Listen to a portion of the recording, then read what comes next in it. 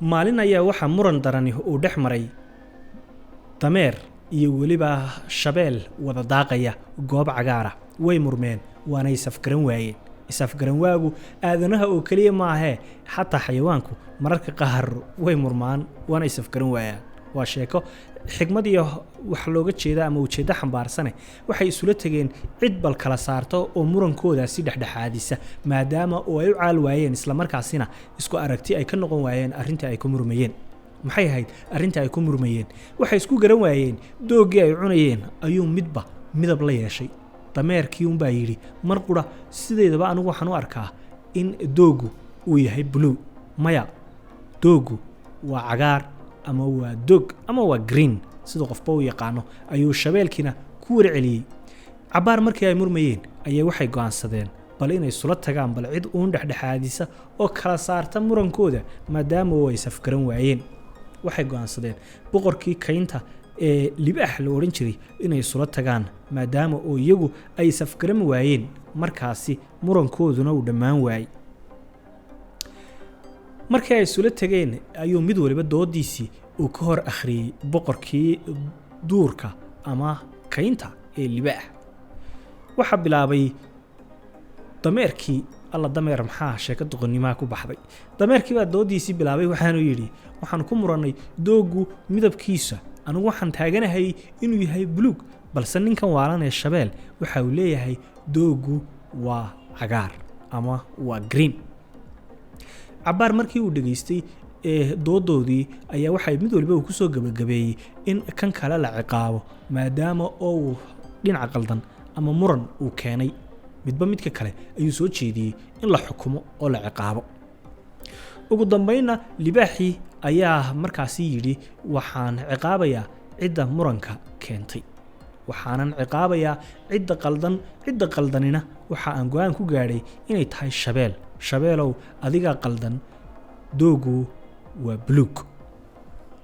dabadeedna dameerkii ayaa dabaaldegay biraanbirqeeyay orodna sii daayay isagoo iskaga noqday kayntiisii isagoo ku celcelinaya kelmadiisii ama wixii uu aaminsanaayo ah doogu waa buluug ayuu kaynta ka sii dhex lahaa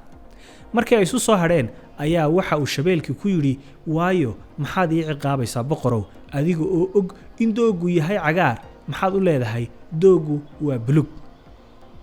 dabadeedna libaaxii baa ku warceliyay doogu waa runtaa waa cagaar ama waa green haddaba waa maxay sababta aad ii ciqaabaysaa ayuu weydiiyey markaasi eed u ciqaabi weyday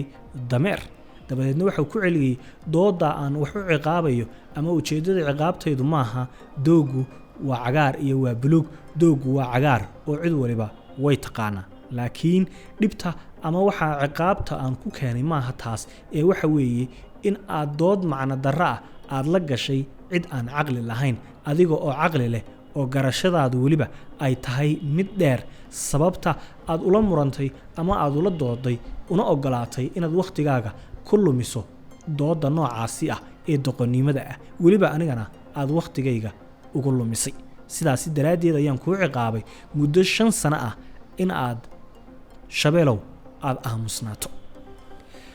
waa sheeko cajiib ah oo xambaarsan macno kale xayawaanku ma hadlaan ee waxa looga jeedaa inaana dooda macna darrada ah aanad waqti ku lumin xataa mararka qaar haddii ay tahay doodaasi mid adiga kugu saabsan dhaliil aanad lahayn oo dusha lagaa saarayo ama magac dil lagu geysanayo maadaama oo ay tahay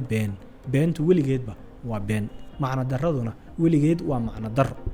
dood kasta oo aad og tahay macnaheeda iyo macna darradeeda uma qalanto inaad ka jawaabtuna waqti ayay kugu kacaysaa waqtiguna waa hantida ugu qaalisan ee aad haysato waxaan filayaa in xigmadda sheekadan waliba si gaar ah ay u sii saameyn doonto dadka dhinaca baraha bulshada oo iyagu waqti badan uu kaga lumo marka wax laga sheego isla markaasina yootan iyo muran isula soo fadhiista baraha bulshada isagoo qof waliba iska dhigaya inuu naftiisa difaacayo ugu dambeyn aynu dib ugu noqono xigmadda ama murtidii sheekadu xambaarsanayd oo ah dood kasta oo doqonnimo ah uma qalanto inaad waqtigaaga ku lumiso ay wax kala faa'iideysano